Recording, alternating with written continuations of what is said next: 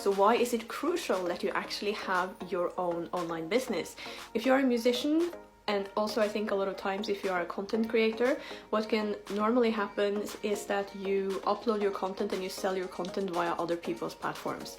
And that is actually very vulnerable because you're not really getting your own customer list and you actually don't really own your business or own your brand. So let's say that you have a fantastic Instagram presence and all of a sudden you wake up one day and your Instagram account has been banned or cancelled, or you don't have any reach anymore. Essentially you have now been put out of business, you know what I mean? And it's the exact same thing if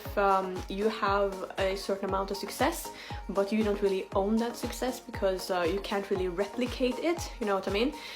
Then you're gonna find yourself sort of sitting there, and that's what happened to me, that all of a sudden I realized that I had a very incomplete customer list because most of my sales had been happening via other sort of music platforms that I did not control, and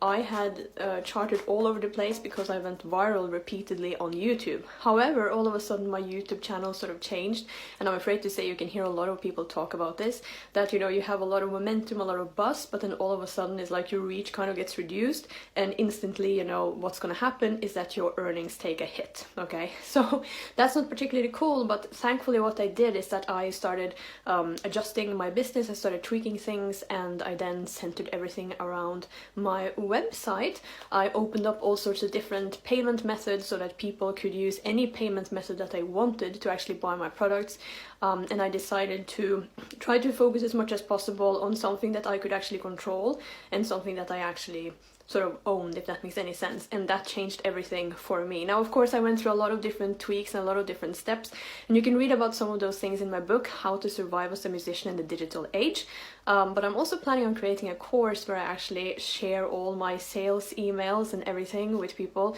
so that they can see exactly what I did as I tweaked my business, because I increased my income with almost 400%, and that happened in essentially a year. So a lot can happen in a year, especially if you have previously been in a situation where you don't necessarily sort of own your success to a great degree, if you know what I mean. And a lot of musicians more often than not find themselves in this situation because they keep on selling products through other people's platforms all the time, just like you keep on promoting yourself on other people's platforms all the time, which I'm kind of doing now.